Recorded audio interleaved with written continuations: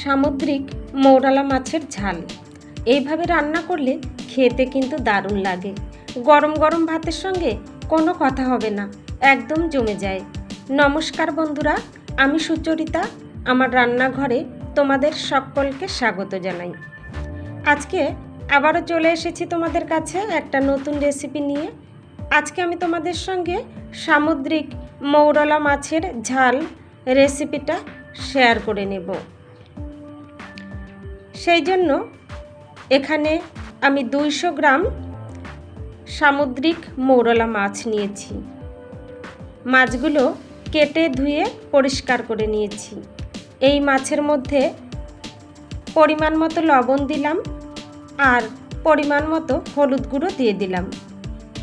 এখন লবণ আর হলুদ গুঁড়োর সঙ্গে মাছগুলো খুব ভালোভাবে মেখে নেব।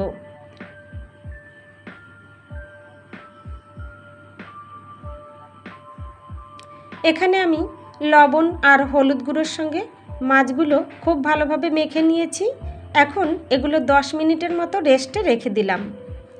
এদিকে একটা বাটি নিয়েছি, বাটির মধ্যে 1 চামচ কালো সর্ষে নিলাম আর 2টো কাঁচা লঙ্কা নিলাম।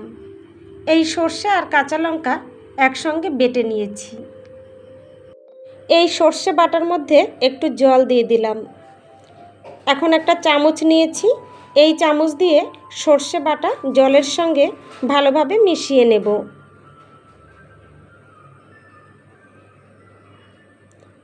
এখানে সর্ষে বাটাটা জলের সঙ্গে ভালোভাবে মিশিয়ে নিয়েছি। এখন একটা বাটি নিলাম, বাটির মধ্যে একটা ছাঁকনি নিয়েছি। এই সর্ষে বাটা ছাঁকনি দিয়ে ছেঁকে নেব। অনেকের সর্ষে বাটার রান্না খেলে গ্যাস অম্বল হয়।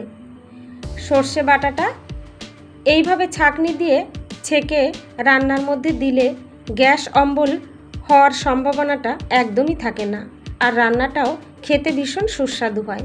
এখানে দেখো আমি ছেঁকে নিয়েছি। এখন চলে এসেছি গ্যাস ওভেনের কাছে। গ্যাস ওভেন অন করে একটা কড়াই বসিয়ে দিয়েছি। কড়াইয়ের মধ্যে পরিমাণ মতো সর্ষের তেল দিয়ে দিয়েছি। তেলটা একটু নেড়ে চেড়ে কড়াইয়ের গায়ে লাগিয়ে নিলাম। এই তেলের মধ্যেই মৌরলা মাছ ভাজার জন্য দিয়ে দিলাম। এই মাছগুলো আমি 2 ব্যাচে ভেজে নেব। প্রথম ব্যাচে ভাজার জন্য অর্ধেক মাছ আমি কড়াইতে দিয়ে দিয়েছি। মাছের এক সাইড ভাজা হয়ে গেছে, মাছগুলোকে উল্টে দিলাম। মাছের অন্য সাইডটাও খুব ভালোভাবে ভেজে নেব। এখানে মাছের 2 সাইড ভাজা হয়ে গেছে। এগুলো একটা ছাঁকনির সাহায্যে তেল ঝরিয়ে নামিয়ে নেব।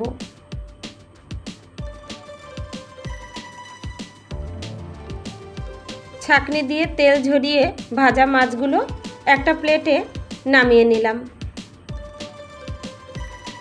এখন দ্বিতীয় ব্যাচে ভাজার জন্য সবগুলো মৌরলা মাছ কড়াইতে দিয়ে দিলাম। অপেক্ষা করব মাছের এক সাইড ভাজা হওয়া পর্যন্ত।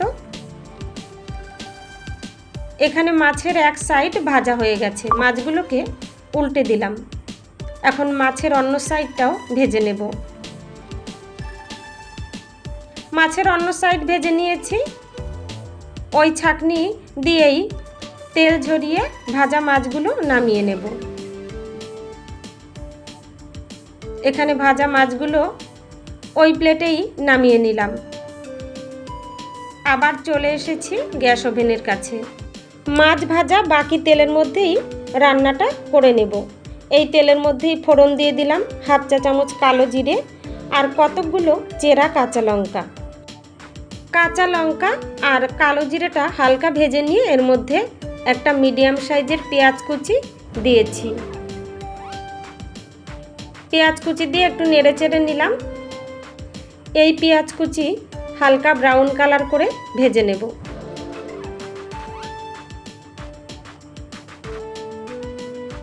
পেঁয়াজ হালকা ব্রাউন কালার করে ভেজে নিয়েছি। এখন এর মধ্যে বাটা মশলা দিয়ে দিলাম। 1/2 চামচ রসুন বাটা দিয়েছি, 1/2 চামচ আদা বাটা দিয়েছি। বাটা মশলাটা নেড়ে চেড়ে সব কিছুর সঙ্গে মিশিয়ে নেব। পেঁয়াজ আর রসুন বাটার কাঁচা গন্ধটা যতক্ষণ না চলে যাচ্ছে ততক্ষণ রান্না করে নেব। অবশ্যই মিডিয়াম ফ্লেমে রান্না করছি। এখানে আদা আর রসুন বাটার কাঁচা গন্ধটা চলে গেছে। এখন এর মধ্যে একটু জল দিয়ে দিলাম। এবার গুঁড়ো মশলাগুলো দিয়ে দেব। হাফ চা চামচ ধনিয়া গুঁড়ো দিলাম, হাফ চা চামচ জিরের গুঁড়ো দিলাম, হাফ চা চামচ কাশ্মীরি লাল লঙ্কার গুঁড়ো দিলাম একটা সুন্দর কালারের জন্য, আর হাফ চা চামচ হলুদ গুঁড়ো দিয়েছি। গুঁড়ো মশলা দিয়ে একটু নেড়ে চেড়ে গুঁড়ো মশলাটা সব কিছুর সঙ্গে মিশিয়ে নিলাম। এইভাবে গুঁড়ো মশলা দেওয়ার আগে একটু জল দিয়ে নিলে মশলাটা জ্বলে যাওয়ার সম্ভাবনা থাকে না, আর মশলাটা কষানো খুব ভালোভাবে হয়। এখানে মিডিয়াম ফ্লেমে মশলাটা আমি কিছুক্ষণ কষিয়ে নিয়েছি। এখন এর মধ্যে একটা মিডিয়াম সাইজের টমেটো কুচি দিয়ে দিলাম। টমেটো কুচি ভালোভাবে মশলার সঙ্গে মিশিয়ে নিলাম।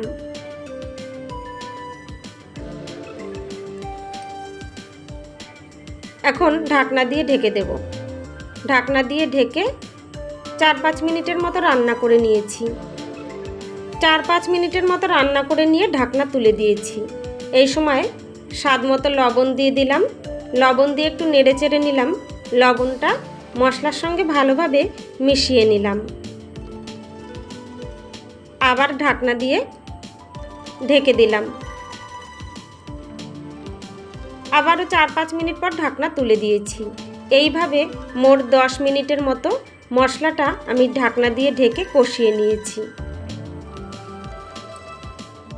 মশলাটা খুব ভালোভাবে কষানো হয়ে গেছে। মশলার থেকে তেল ছেড়ে দিয়েছে। এতে বুঝতে হবে মশলাটা পারফেক্টভাবে কষানো হয়ে গেছে। এখন এর মধ্যে ভেজে রাখা মৌরলা মাছগুলো দিয়ে দেব।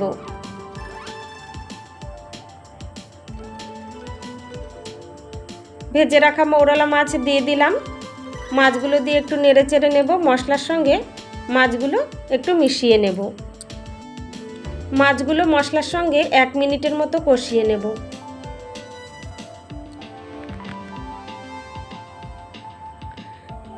মাছগুলো মশলার সঙ্গে 1 মিনিটের মতো কষিয়ে নিয়েছি। এখন এর মধ্যে সর্ষে বাটা দিয়ে দিলাম। ওই বাটি ধুয়ে আরও একটু জল দিয়ে দিলাম। জলের পরিমাণটা তোমরা তোমাদের পছন্দ মতো দেবে। আমি রান্নাটা একটু মাখো মাখো করে নেব, সেই হিসাবেই জল দিয়েছি। একটু নেড়ে চেড়ে নিলাম। ঝোলের সঙ্গে সব কিছু মিশিয়ে নিলাম। এখন মিডিয়াম ফ্লেমে ঢাকনা দিয়ে ঢেকে 5-6 মিনিটের মতো রান্না করে নিয়েছি। 5-6 মিনিট পর ঢাকনা তুলে দিলাম। আবার একটু নেড়ে চেড়ে নেব। লবণ আমার কাছে একটু কম মনে হয়েছে, সেই জন্য আরও একটু লবণ দিয়ে দিলাম। লবণটা ঝোলের সঙ্গে ভালোভাবে মিশিয়ে নিলাম।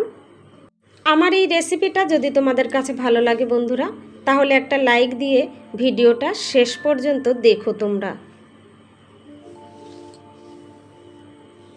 আবারও একটু ঢাকনা দিয়ে ঢেকে দিলাম। 5-6 মিনিটের মতো রান্না করে নিয়ে ঢাকনা তুলে দিয়েছি। রান্নাটা আমার একদম রেডি হয়ে গেছে। আর মিনিট খানেকের মতো রান্না করে নিয়ে নামিয়ে নেব। তোমরা যে সমস্ত নতুন বন্ধুরা আমার এই ভিডিওটা দেখছো অথচ আমার চ্যানেলটা সাবস্ক্রাইব করোনি, তোমাদের কাছে অনুরোধ রইল আমার এই রেসিপিটা যদি তোমাদের কাছে ভালো লাগে তাহলে আমার চ্যানেলটা সাবস্ক্রাইব করে পাশে থাকা বেল বটনটা প্রেস করে রেখো। এতে করে আমার রান্না করা রেসিপিগুলোর নোটিফিকেশন সবার আগে তোমাদের কাছে পৌঁছে যাবে। তোমরা তোমাদের সময় সুযোগ মতো দেখে নিতে পারবে। মৌরলা মাছের ঝাল আমার একদম রেডি হয়ে গেছে। এটা আমি নামিয়ে নিয়েছি। দেখতে কতটা লোভনীয় হয়েছে দেখো, খেতেও কিন্তু দারুণ লেগেছিল। অনেক ধন্যবাদ বন্ধুরা আমার এই ভিডিওটা শেষ পর্যন্ত দেখার জন্য আর আমার পাশে থাকার জন্য। আজকের মতো এখানেই শেষ করছি। আবার চলে আসবো তোমাদের কাছে অন্য আরেকটা নতুন রেসিপি নিয়ে।